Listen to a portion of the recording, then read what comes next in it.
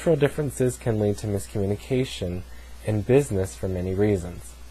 To understand culture, we must first know its meaning.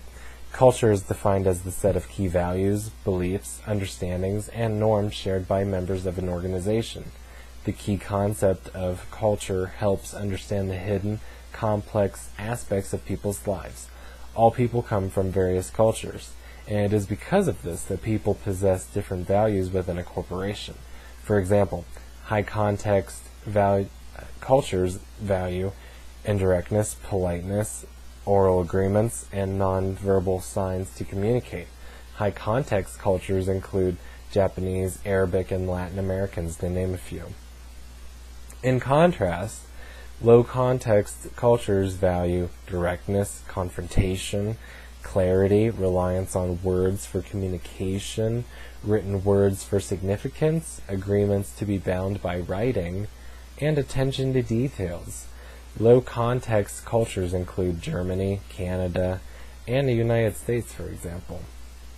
In the United States, equal opportunity is strived for all, despite differences in culture. Corporations provide a fair ground for equality and understanding of one another, which is typically stated in the Code of Ethics. But various levels of communication can be formed within a corporation that can provide a common ground for all to meet on, in spite of culture. What is meant by this? As employees communicate with management and fellow coworkers, they can begin to evaluate their forms of communication. For example, when a Puerto Rican employee speaks with a manager, they may not look at them in the eye, as it is a sign of respect.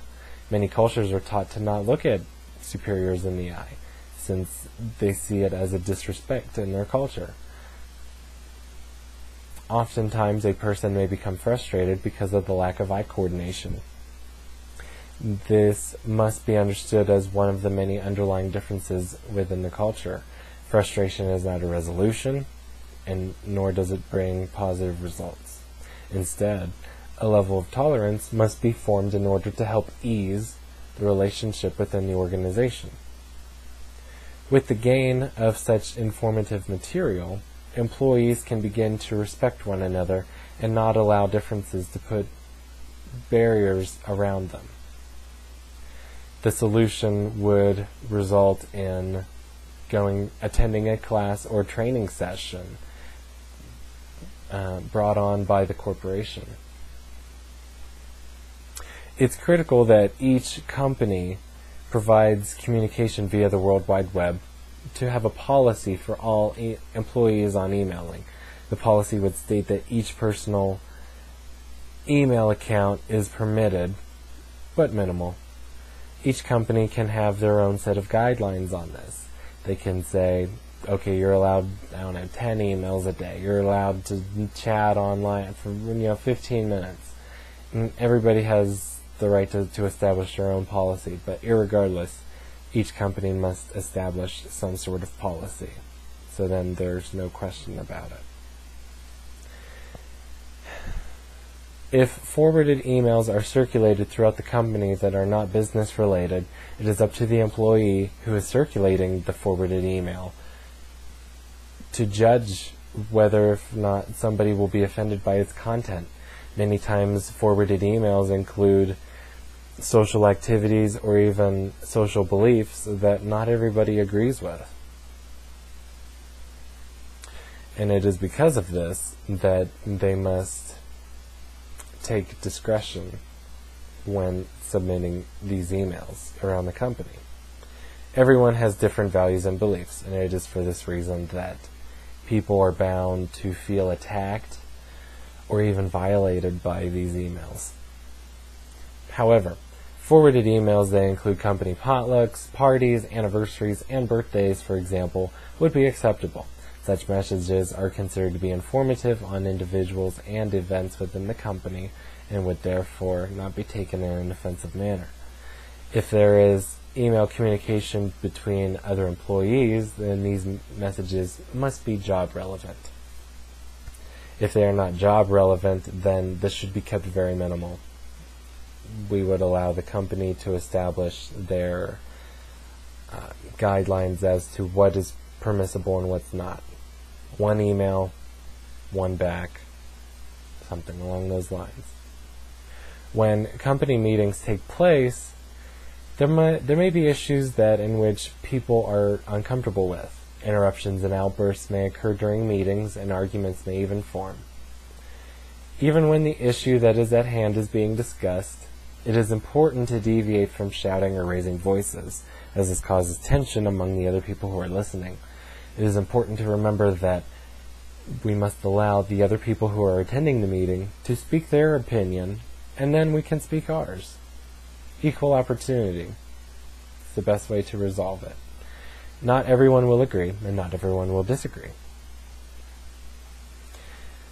Meetings that are planned in advance would be best to distribute an agenda to others so that they may plan for the meetings accordingly.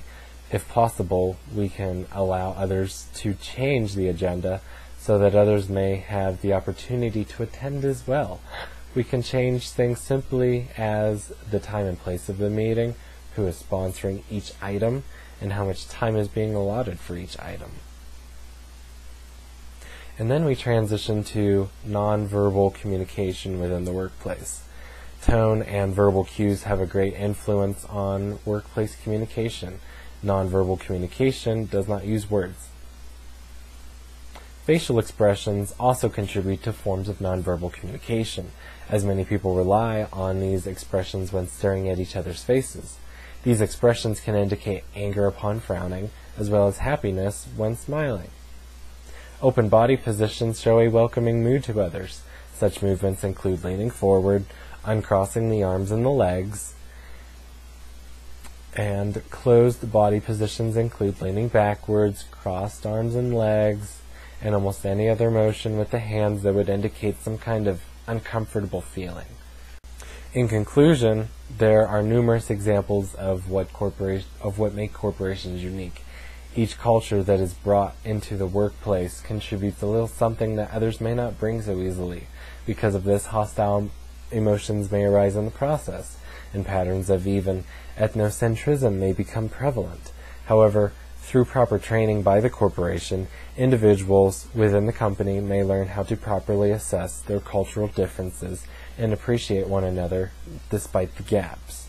Email policies are also critical for a company because they help establish rules and regulations as to what is acceptable and what is not acceptable behavior for personal and other forms of email that are not related to business conduct. Meeting guidelines are also essential to increasing effectiveness for employees because it raises their awareness of issues or events they may not be aware of.